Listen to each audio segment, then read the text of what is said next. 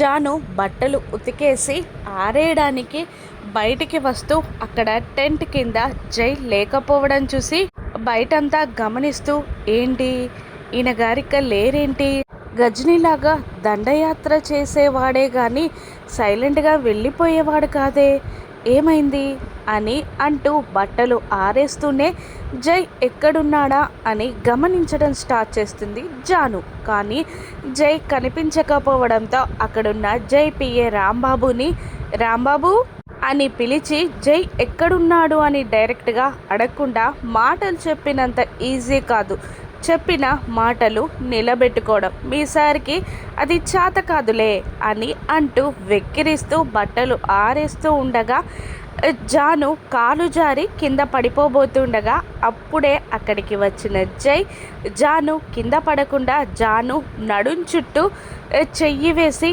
జానుని దగ్గరగా లాక్కుంటాడు. ఇద్దరి చూపులు కలుస్తాయి. జైని మైమర్చిపోయి చూస్తూ ఉంటుంది జాను. జై ఊరుకోకుండా ఒక చేతితో పట్టుకున్న జానుని తన మరో చేతిలోకి మార్చుకొని జానుకి లిప్ కిస్ పెట్టబోతూ ఉంటాడు జై. కానీ జాను అక్కడి నుండి తప్పించుకొని పారిపోవాలి అన్నట్టు దూరంగా వెళ్ళబోతుండగా జాను భుజాల చుట్టూ చెయ్యి వేసి వెనకాల నుండి దగ్గరగా లాక్కుంటాడు జై.